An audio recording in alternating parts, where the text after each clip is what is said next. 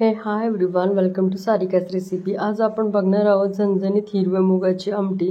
तर बघा, सर्वात पहिल्यांदा मी इथे हिरवे मूग भिजवून त्याला मोड काढून घेतले आहेत। तर आता हे मूग आपण मिक्सरच्या भांड्यामध्ये बारीक करून घेणार आहोत। त्याच्यात पाणी नाही टाकायचं, न पाणी घालता त्याला वाटून घ्यायचंय।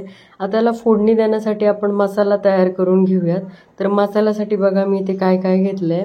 तर मी इथे बघा 10 ते 15 लसणाच्या पाकळ्या घेतल्यात, आलं घेतलंय 1 इंच, जिरं घेतलंय, त्यानंतर खोबरं घेतलंय, त्यानंतर कढीपत्ता घेतलाय, त्यानंतर 10 ते 15 हिरव्या मिरच्या भाजून घेतल्या आहे।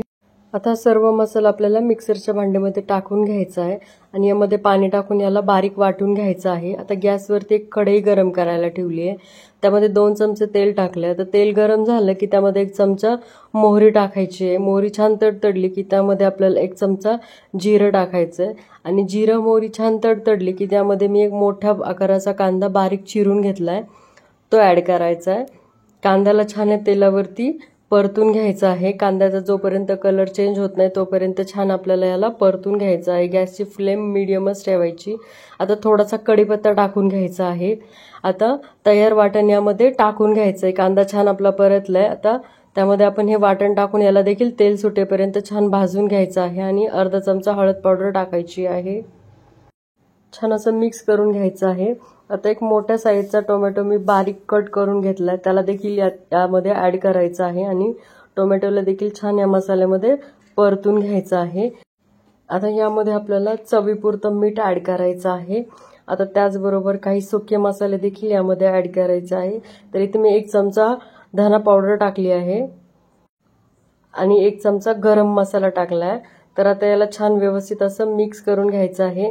1 ते 2 मिनिट ह्याला देखील छान असं परतून घ्यायचं आहे मसाल्यामध्ये। आता मसाला छान आपला परतला गेलाय, तर यामध्ये थोडीशी बारीक चिरून घेतलेली कोथिंबीर टाकायची आणि ह्याला देखील छान असं परतून घ्यायचं। तर मसाला सगळा व्यवस्थित आपला परतून झालाय।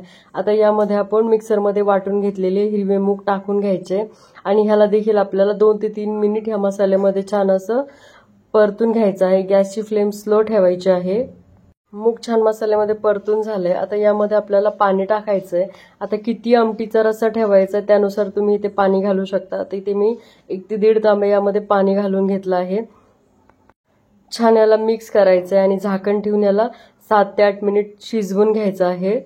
झाकण ठेवल्यानंतर 3-4 मिनिटांनी ह्याला मध्ये मध्ये चेक करत जा, जेणेकरून हे खाली जळणार नाही।